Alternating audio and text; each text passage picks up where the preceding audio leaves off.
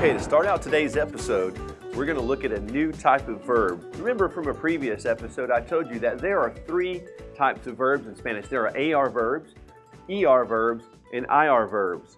And also we know that there are those verbs who don't always follow the rules, the irregular verbs.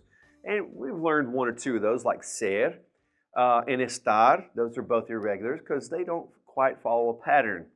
But then we learned AR verbs. Now, remember the good thing about AR verbs was that an AR verb ends with AR. All we have to do to make it fit with a pronoun is take that AR off, and then we have to just learn the endings. And we talked about those endings were o, as, a, amos, ais, and an.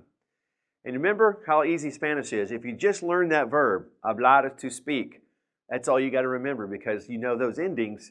You can say I speak and we speak and they speak just by knowing those magical endings. Now, today we're going to look at ER verbs, okay? And in just a minute, we're going to learn IR verbs because IRs are almost like ERs. But let's start with the ERs. Now, let's look at an ER verb. Here's a good example. Comer. Comer means to eat, okay? And there's one of our favorite things to do, right? So we can learn a good verb that we can use all the time is comer, means to eat. It's an ER verb. You got it simply because it ends with an ER. So, as we talked about before, if it's still got the ER on the end, it means to eat. Doesn't mean I eat or they eat or eating or ate. It means to eat, literally. Now, the problem was, as we've experienced with other verbs, we can't say yo comer. We have to learn those conjugations in those different forms. Well, ER verbs follow a pattern just like AR verbs. And if you've got those AR verbs down already, you pretty much have the ER verbs endings down. I'm going to show you those endings on a chart right now. And you're going to see that they are quite close to the AR verbs. Okay? The AR verbs were o, as, a, amos, ais, and an. All you have to do now is change those A's to E's. So, this one up here is going to be the same for ARs, IRs, and ERs. It's going to be O. Okay, now, for the rest of them, we just simply change those A's to E's. So you remember this one was AS, AS, now it's ES. And this one down here is not just an A, now it's an E. Okay, so now we just have to start learning OSE. OSE instead of OSA. Keep the OSA in your head. You know those now. Now add OSE. Now we're going to get our plurals over here. Again, they're the same. We just change that A to an E, so it's going to be, I bet you know it already, it's hemos. Hemos. And then over here, I bet you're already figuring this one out too, it's ace. And then down here on the bottom right is en. Okay, so now let's get it all together. Ready? OSE, hemos, ace, en. Okay, start going. OSE, hemos, ace, en. Visualize it. Get it in that chart on in your head and your brain. So you got it anytime you're speaking Spanish and you know you need to say an ER verb, you can just pull up that ending. Okay, so now we have what ER verbs are and we have the endings. I want to stop now and just give you a few ER verbs that'll get you started on your path to learning how to do ER verbs. So let's put a few ER verbs up for you. Okay, now that you have those endings down, let's build on that. Let's learn some ER verbs. Here's some that you can use in everyday conversation.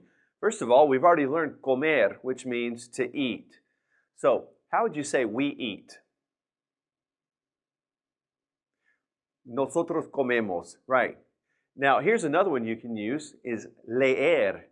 Leer, which means to read. Now, this one looks a little bit funny because it has two E's next to each other. Don't be fooled by it. It's easy. Do it the same way you do the other ones. All you do, remember, you only take off that ER at the ending. That's going to leave you with LE and just add the endings. Now, once you start doing this on paper, if you're drawing that chart out right now and trying it out, you're going to notice that when you get to the other forms, other than the yo form, you're going to have those two E's back together again. Because up here in the yo form, you're going to say, take off the ER and put the O, and it's going to be leo. But down here in the rest of them, it's going to be LE, and you're adding an E and another letter back into it. Like S, you're adding E, that gives you LEES. Okay? This is not like English where you would put them all together and it become E sound. You're going to say both of those E's. Okay? In Spanish, when you have vowels together, you have to say both of them. So it's lees, lees. Okay? So down here it would be lee, and up here it would be leemos, lees, leen. Okay? So that's a good verb because we all like to read. So here's another one. Creer, creer. Same thing. Two E's together. You can do it. It's not a problem. Okay? Just take off that last ER. Creer means to think or believe. Okay, so if you say, I think, and whatever, or I believe this, then you can say creo for I believe. How would you say, do you believe? Tú crees, or crees tú. Right. So here's another one that's really popular among all you students out there in middle school and high school. Correr, to run. We all like to do that, and you should be doing that. Correr. And then we have finally aprender, which means to learn. So, all right, try it out. How would you say, I'm learning Spanish? Yo aprendo español. Very good. How would you say, she is learning German? Do you remember the word for German? Ella aprende alemán. Very good. Okay, this is how you do ER verbs. Now you should be able to take these endings, get online, get in your dictionary. If you have a 501 Spanish verbs book, whatever you're using as a reference, you can get in there and start digging into some new ER verbs, and you're going to really expand your conversation. Okay, now that we've got ER verbs, I'm going to go ahead and take you in to IR verbs because they're almost the same. Okay, it's time for some IR verbs. Now, IR verb, you guessed it, simply a verb that ends with the letters IR. I'm going to give you one right now to look at, and it is vivir. Vivir means to live, to live. Okay, vivir, same thing, like we've been talking about with ARs and ERs. It's an IR verb simply because it ends in IR. That's what we call it. So all we're going to do is take off the IR, just like we've been doing. We know we can't say ella vivir, she to live, okay? So we're going to have to make some changes as we did with ARs and IRs and the other verbs we've learned. So let's go ahead and draw that chart and put our endings for IR verbs on it. Now, let me back up just a second and give you a visual. First of all, if you have AR verbs, o, as, a, amos, ais, an, you have ER verbs already because all you do is change the A's to E's. So, all you have to do is say o, es, e, hemos, es, en. So if you have ARs, you have ERs. Now, if you have ERs, you almost have IR endings. Now, before we go any further, let me just remind you, when I say IR verbs, I'm talking about verbs that end with the letters IR. I'm not talking about the verb ir, which means to go, that we learned before. Okay, so make sure you're separating that out. Ir by itself means to go, and we use voy, vas, va, vamos, vas, van. Over here, now we're talking about verbs that end with the letters IR. Okay, so just wanted to make sure we're clear on that. Now, again, the easy part is the yo forms are always the same in present tense for AR verbs, IRs, and ERs. It's o. Okay, now, I want to show you something about the chart that'll be important later before I tell you the rest of the endings. This side, these three endings, and this one on the bottom is what we call the boot. We call that the boot because, well, first of all, if we were to kind of line it off, it would almost look like a boot, right? So we call these three and this one, we call that the boot. So when you're looking at the chart, ER verbs and IR verbs are exactly the same endings. They have exactly the same endings in the boot. Okay? So now that you know that, you can probably go ahead, I bet you can go ahead and just fill in these endings because they're the same as ERs.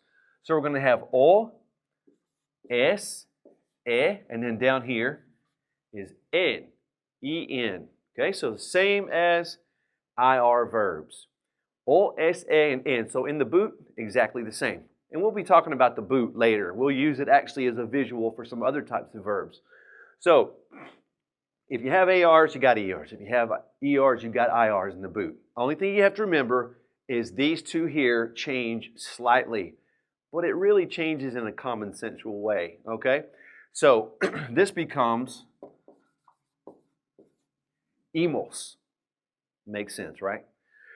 And this becomes is, okay, for the vosotros form. That's is.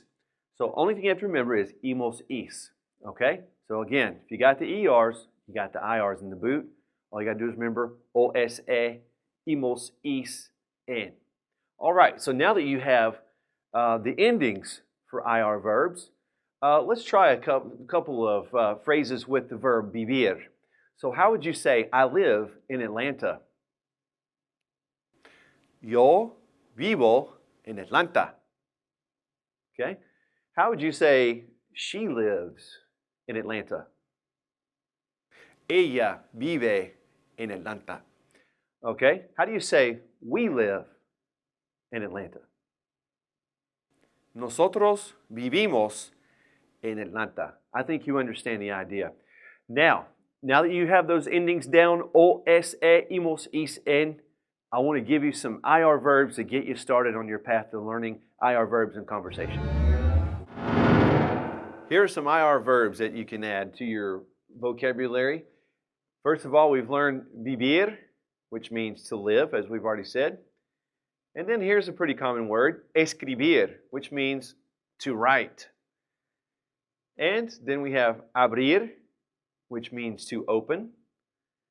And then recibir, which means to receive.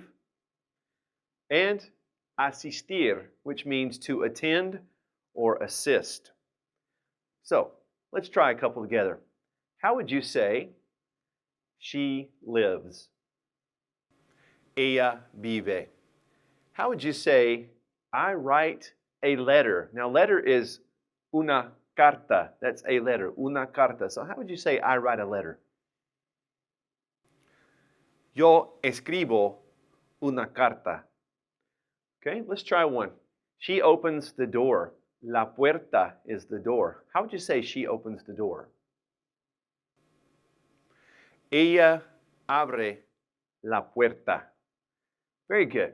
Okay, now go out there and learn as many ER verbs and IR verbs as you can and start bringing them into your conversation. And you're going to find, again, you just opened a completely new world up in your Spanish conversation.